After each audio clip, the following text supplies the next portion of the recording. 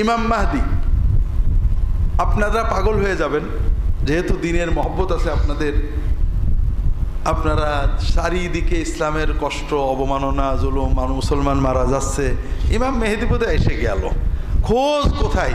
Hurricane জেলায় আমরা ইমাম মেহেদি খুঁজি। গত ১৫০০ বছরে মুসলিম উম্মায় তা ৩,০০০ ইমাম মেহেদি বেরোইছে, এবং ৩,০০০ ইমাম মেহেদির দলিল হলো স্বপ্ন আর কাশ। আমাকে আল্লাহ আরশের উপর নিয়ে মেহেদি বানাইছে, আমাকে নবীজি নিজে মেহেদি বলে গেছে। আমাদের হুজুর যে মেহেদি, আমরা ৫০ জনের স্বপ্ন দেখেছি, নবীজি বলেছে, ব্যাস মেহেদি। মেহেদি তো মেহেদি, তার পিছনে লোকজন ছুটলো, কিছু মরলো, কিছু গেল, শেষ। কথা বুঝতে পেরেছেন? সর্বশেষ একজন মেহেদির কথা না বললেই নয়, খুব নাম করা মেহেদি, তাও মক্কার মেহেদি, তাও কাবাঘরের মেহেদি।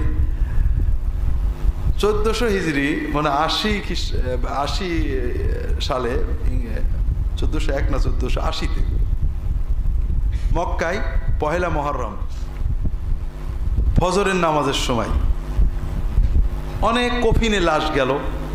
কফিনে লাশ খাটিয়া থাকে না, তখন অত সিকিউরিটি ছিল না, অনেক লাশ গেছে, লাশ রাখা আছে। ফজরের নামাজের পরে ইমামের সামনে লাশ দিয়ে জানাজা হবে।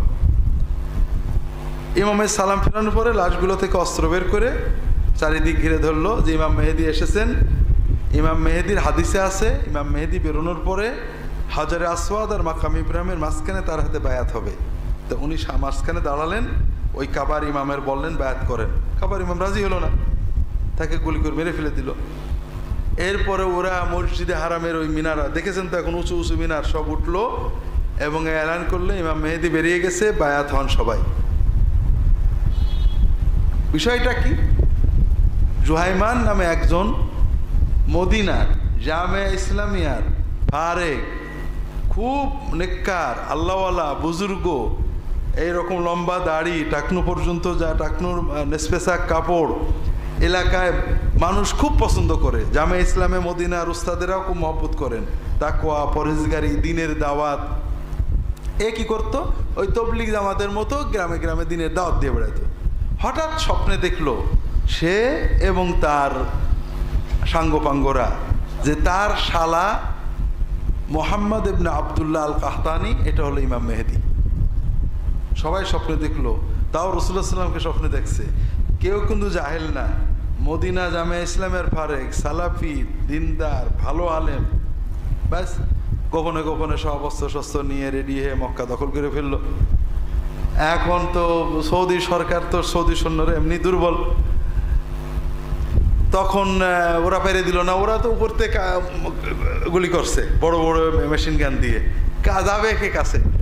বোধহয় ১০-১২ দিন এরকম ছিল, ১৫ দিনও হতে পারে। এরপর পাকিস্তান থেকে কমান্ডো গেল, যাওয়ার পরে পাকিস্তানের কমান্ডোরা তো যুদ্ধ করে অভ্যেস আছে, ওরা এমন কামান দেখা শুরু করলো, ওই মিনারটা ভেঙে ফেলে দিল। ওরা বাধ্য হয়ে নেমে আসলো, ভিতরে ঢুকলো, ভিতরে গুলি করে জানলা মাল্লা ভেঙে শেষ পর্যন্ত ওরা মাটির নিচেই, যেটা বেসমেন্টে পলালো, বেসমেন্ট থেকে গুলি করতে গেলো ফুটো দিয়ে দিয়ে। তখন পাকিস্তানি সৈন্যরা বুদ্ধি দিল, বেসমেন্টে পানি দাও, বাইরে থেকে পানি ভরে পানির ভিতরে অ্যাসিড দিয়ে কারেন্ট চালাই দিল। এইবার সব বাধ্য হয়ে সারেন্ডার করে উঠে আসলো। ইমাম মেহেদি মরে গেল। তবে ইমাম মেহেদির শিষ্যরা বললো উনি মারা যাননি, জানলা দিয়ে পালিয়ে চলে গেছেন, সময় মতো বেরোবেন। সব মেহেদিরা এরকমই করে, মরার পরে তার মুখে না মরিনি, গায়েবে গেছে, আসবে। কত বছর যাই হোক, কত বোধহয় ১০০০ বছর বা ১৫০০ বছরে কাবা ঘরের তফসাই বন্ধ হয়নি। এই ১৫ দিন বাদে টোটাল কাবাঘর বন্ধ করে রাখছিল, নামাজ নেই, ওজান নেই, তফ নেই, সাই নেই। অনেক হাজিও মারা গেছিল হজের পরপর, তো পহেলা মুহররম না, হাজি অনেক ছিল। তাহলে কি বুঝলেন? কথা হলো ইমাম মাহদি কে হবে আমার দরকার কি? ইমাম মাহদি কবে আসবে আমার দরকার কি? মাহাদির যেদিন আল্লাহ পাঠাবে, ধরেন সূর্য পূর্ব দিক থেকে উঠবে, উঠবে না? কবে উঠবে রে? 15 দিন, 19 দিন, চিন্তা গবেষণা কবে উঠবে, এটা কোনো ইসলাম হলো? হ্যাঁ, আল্লাহ যেদিন দরকার হবে উঠাবে, আমি দেখলে বলবো হায় আল্লাহ কিয়ামত এসে গেছে, এই তো কথা। কাজে কিয়ামতের আলামত ডেসক্রিপটিভ, এগুলো বর্ণনা করেছেন, আমরা দেখলে বলবো হ্যাঁ, কিন্তু আমরা ওগুলো তাড়াতাড়ি করার চেষ্টা করব, এটা আমাদের দায়িত্ব না।